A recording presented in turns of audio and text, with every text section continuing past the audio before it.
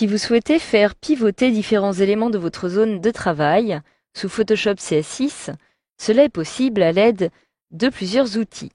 Donc, comme vous pouvez le voir sur l'organigramme que je suis en train de réaliser, par exemple, imaginons maintenant que je souhaite faire pivoter les deux flèches qui apparaissent ici aux extrémités, de façon à ce que celles-ci rejoignent un peu plus le centre de chacun des carrés, tout en restant sur ce rectangle-ci. Donc, dans un premier temps, je vais retrouver ici la première flèche en question, donc celle qui apparaît donc ici. Je clique donc sur son calque pour la modifier. Et si maintenant je réalise à l'aide du raccourci clavier CTRL-T une transformation que je vais pouvoir éditer, lorsque je place mon curseur à côté ici, j'ai ici deux petites flèches qui apparaissent. Donc à l'aide de ces petites flèches, je vais pouvoir faire glisser ma petite flèche qui se trouve ici vers la gauche de façon à la faire pivoter. Donc je clique une fois, je maintiens mon clic enfoncé et je peux ainsi me déplacer jusqu'à ce que je trouve l'angle que je souhaite lui donner. Donc par exemple ici, j'ai un angle qui me convient. Alors cet angle m'est indiqué ici tout en haut. La valeur est donc de 19,86 degrés. Si cela me convient, j'appuie sur la touche Entrée pour valider. Donc voilà, je viens donc de faire pivoter cette flèche.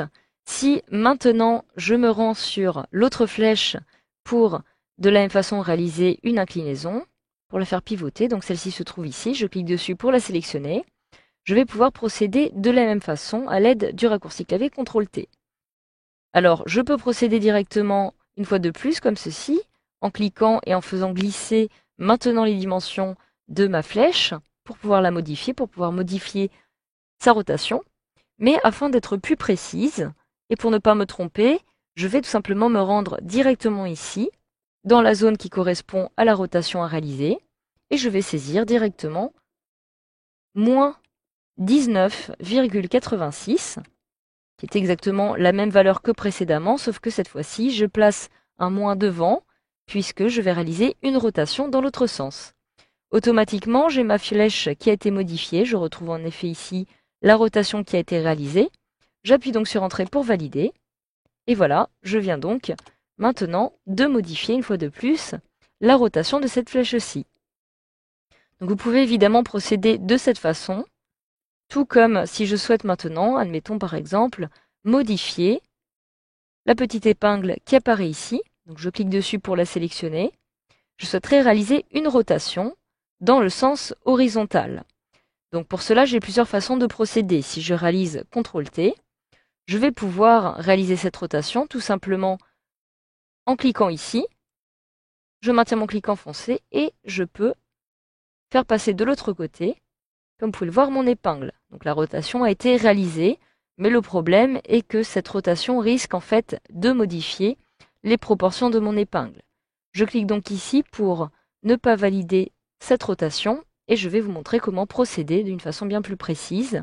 Donc, toujours en cliquant dessus pour sélectionner le calque, j'appuie à nouveau sur CTRL-T et cette fois-ci je vais réaliser un clic droit dans la zone de mon épingle. Et j'ai ici différentes rotations qui me sont proposées que je vais pouvoir réaliser. Je peux par exemple décider de réaliser une rotation à 180 degrés, 90 degrés horaires ou anti-horaire. Donc je ne souhaite pas vraiment réaliser de rotation, mais plutôt une rotation en fonction de l'axe de symétrie. Et je vais choisir une symétrie en fonction de l'axe horizontal pour pouvoir obtenir l'effet souhaité. Je clique alors dessus et automatiquement j'ai mon épingle dont la rotation en fonction de l'axe de symétrie a été inversée, donc en fonction de l'axe horizontal. Je peux donc maintenant décider de la déplacer, enfin de la placer ici par exemple.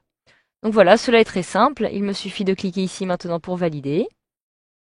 Je la déplace à nouveau afin de la centrer ici sur mon ellipse. Et vous savez maintenant désormais comment procéder pour faire pivoter des formes sous Photoshop CS6.